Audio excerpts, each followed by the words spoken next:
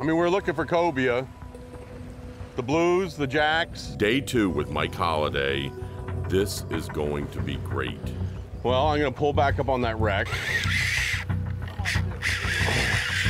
This is way too small a rod. Big ones, man. Really big ones. Cobias love wrecks too. Is that him underneath that shark right? Cobia, cobia, I'm coming. Oh yeah!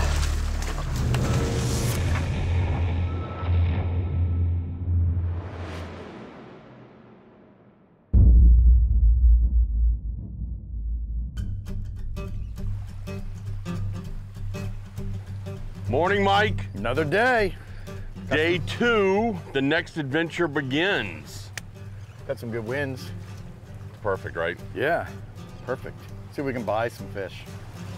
I'm really excited about another day. I'm too. We need to load up a bait. That's our first priority? Yeah, let's Okay. go load up a bait. Get enough, maybe we can live chum a little bit. Same place as yesterday. I think there's plenty there. Pretty much. The nice thing about, this area, it's a 7-mile run and you are in blue water fishing for pelagics. Your dolphin, your sailfish, wahoo, blackfin tuna. How far? Oh, right there. That one's right there. Right there, see between us and the can? Just Yep. Now I've got this bay boat, or the 27 CV, that I spend a lot of my time in the river. I spend a lot of my time in the inlets, but when the weather opportunity windows are there, I love taking this boat offshore. You got some, Mike? We're done, dude. Did you get any? I got 11. 11. How many do we need? 20? If we get 11 bites today, we're good, right?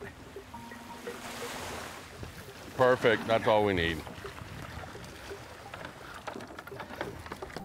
And the nice thing about this is we got all kinds of sizes in here. Yeah, so we got little chummies, we got everything. Big baits. I like to think of Mike Holliday kind of like Doc Holliday. He is always there. He is your backup and solid dude. It's 7 o'clock and we're not even out there yet. He's Wyatt Earp's like right-hand man.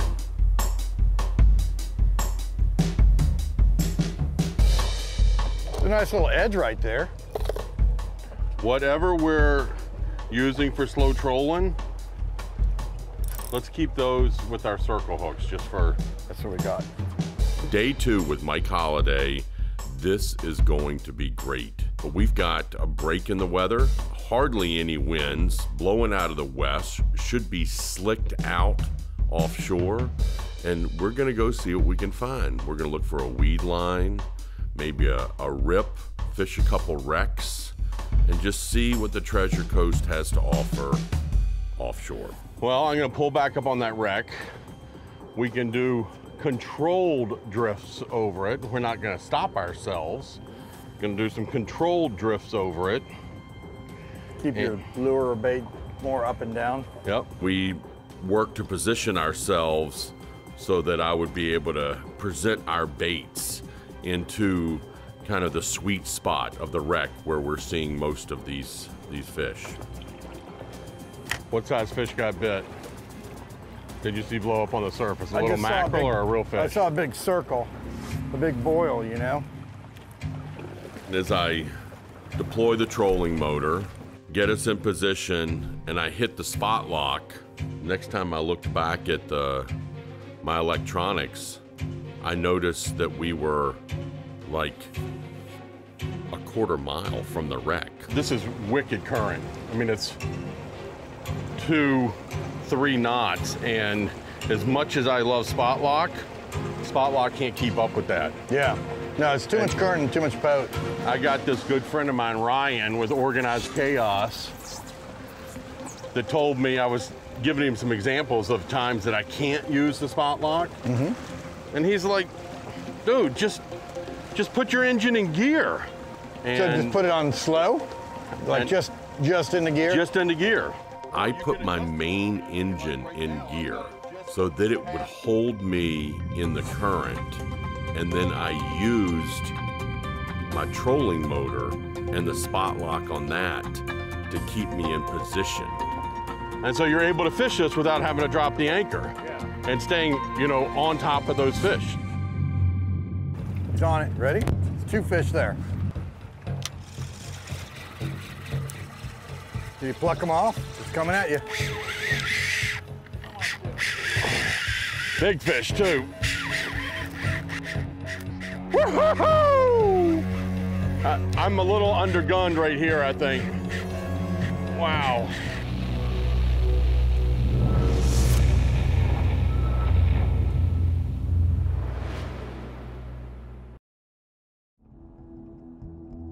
The obsession of Carter Andrews is brought to you by Yeti Coolers, built for the wild. Mercury Marine, go boldly. Yo-Zuri, fish the best. And by Shimano.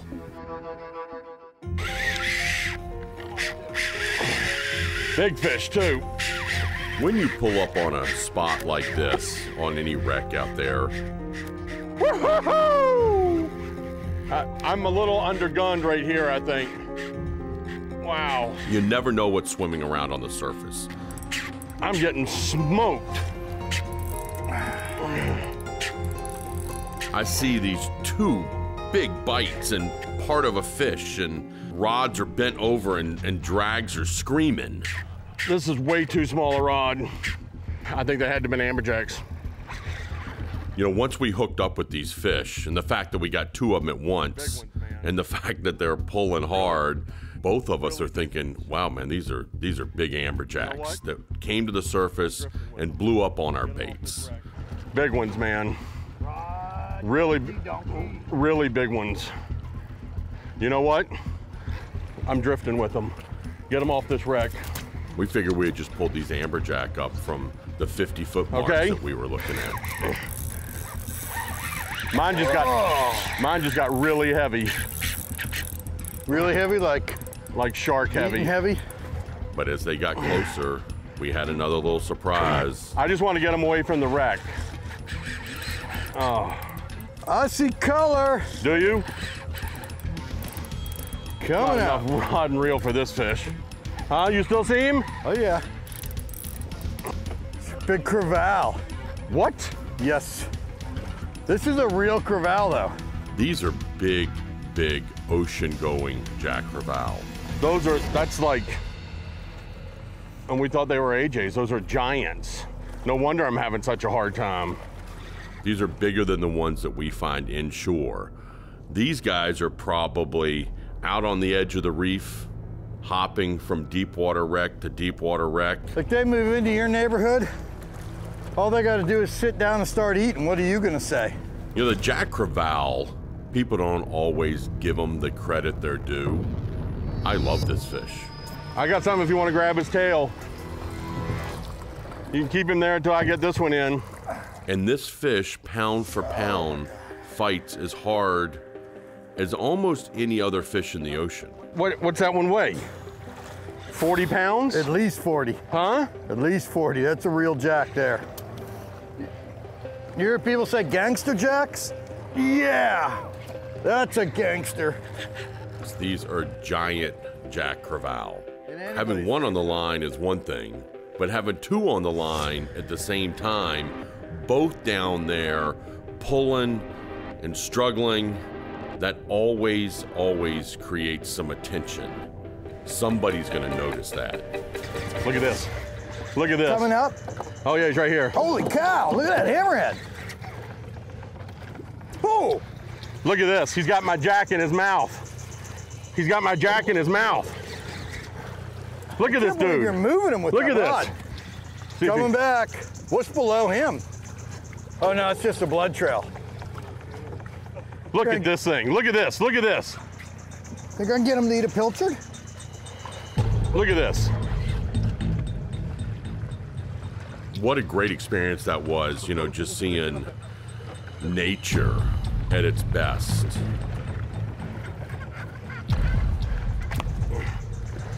Woo! Thank you, buddy. God, you gotta love that, huh? That's Look a at the real ocean, animal there. man. Mother Ocean right there. That's a real animal. Wow. That thing just came in, took its penance and left. Everybody's got to eat a little bit. Yeah. That's all worth it right there. That is absolutely amazing to see stuff like that. I mean, we see it in the ocean, but not every day.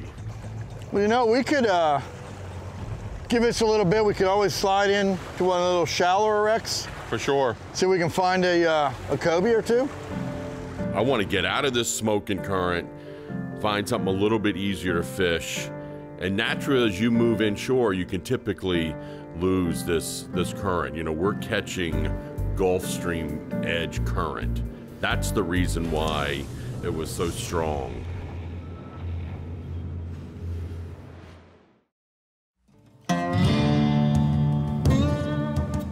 We did a little bit of reconnaissance. We ran around, we found our rip, some scattered weeds. It's time to move inshore. This is time of year for cobia. This is the time of year for permit.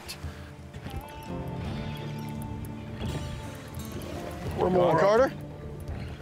These nearshore wrecks, this kind of 25 to 50, 60 foot of water can hold anything. Oh, muttonfish. Nope, a giant lane. Huh? Look at this. Ooh. You know what? I'm gonna fry that thing whole. I would too. For the girls. Yeah, man. I was really surprised when Mike reached into the well and pulled out a crab. I'm gonna go up top, drive around, and see what we can see on top of all these sharks.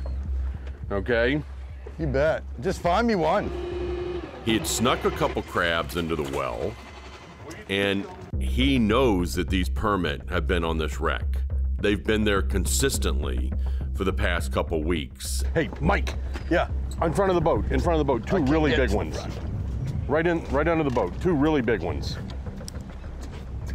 They just swam right under the trolling motor.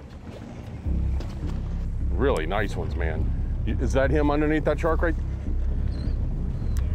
Huh? Here he is on this side. Small. More or something.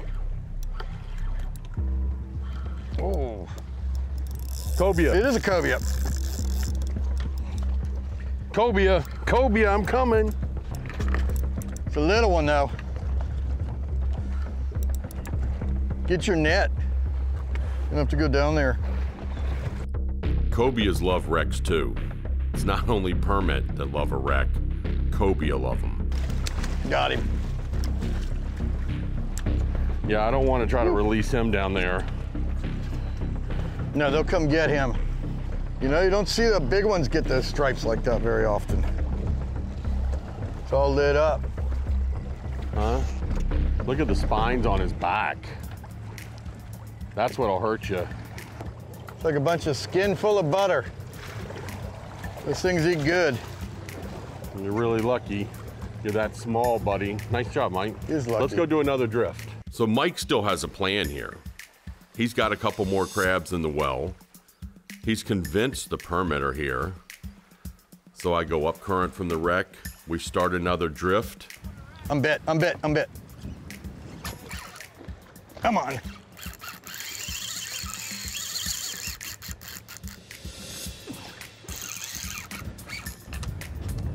Get him, buddy. Get him, buddy. Get him, buddy. I'm coming. Nice job, Holiday. Nice job. You got him, buddy. I got him. I'm moving him. I think it's a smaller fish. It's burning line on me, though. Does not want to come in. You want me to drive us off the wreck? No, we're good. We're off the wreck. The wreck's over there.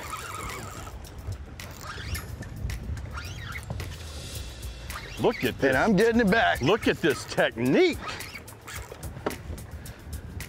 Mike is hooked up. We're convinced he's got his permit. This is my first permit. I can see it's not your first rodeo. There he is. Jump in the water. Oh, look at the size of that fish. He's over here. All right, hold on. Come on back Coming here. your way.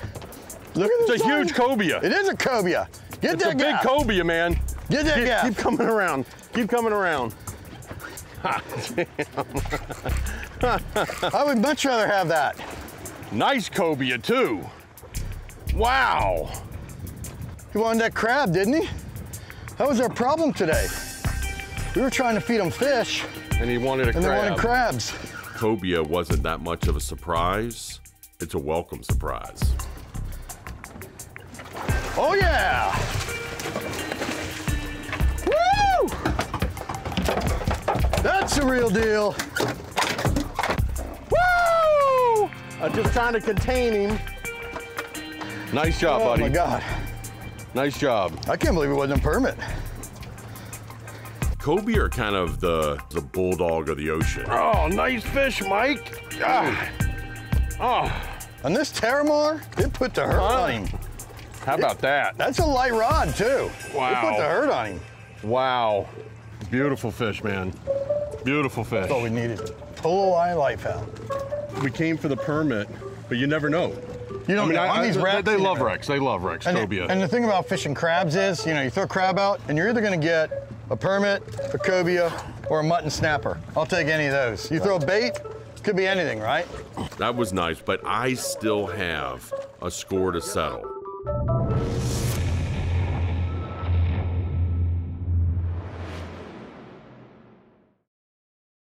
The Obsession of Carter Andrews is brought to you by CV Boats. Lead the way. Cuda Fishing Tools. Fierce, tough, proven. Ray Marine. Simply superior. Traeger wood-fired grills. Taste the wood-fire difference. And additional support provided by the following brands. You know, that's what I really like about this time of year running the beach. I mean, we're looking for cobia, the blues, the jacks. Kings, you'll see a lot of different Tarpon. things. Tarpon. That rod will reach out, I think. Oh yeah, I can probably get them now. Oh, That's a bunch of them. there's some big ones on the front. Oh my God. Look at them finning on the surface. You see that? I just dealt with that. I'm not sure I want that again. It's not always easy for me to leave a fish, but it's definitely not easy to leave a giant fish. Ooh, You got me a little one? I think so. I don't have him in yet though. And whether it's a snook on that bridge piling, or a marlin on Hannibal Bank, or a giant Goliath, Whoa! Get him out of there. Get him out of there. Is that the Goliath? That's a Goliath. but today is a different story. I've got a score to settle. You're gonna put that jack down there Yeah. and it's gonna go 10 feet, if you're lucky. Hand lining is really the most ancient form of fishing. You know, you haven't seen all the hand lining I've done. Then what? Then I'm gonna hand it to you. Yeah, I don't think so. Huh? I'm not doing that on purpose. This setup for the Goliath is kind of a special one. I've got about a 600-pound main line. I've got a 16-aught circle hook that I actually crimped the barb. I want to be able to get this hook back from the Goliath. I don't want to have to cut it off and leave this big hook in his mouth. There he is, coming up on you. Oh my God, he's huge. He's a little big, man. No, I think you can get him. I think Mike Holliday thought I was kidding about all this thing for a little while. Oh, he's got it. Oh. Woo! He was the one that was playing and teasing this Goliath with his jack. So when it actually was coming real that I was gonna do something, I think he was horrified. Oh, you're gaining. Look at you. Oh, say it. It was child's play.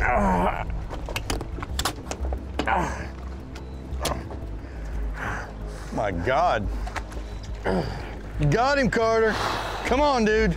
Come on. Just for a little safety factor, I've got him cleated off. It's like one of them big dog snappers in Panama or tuna.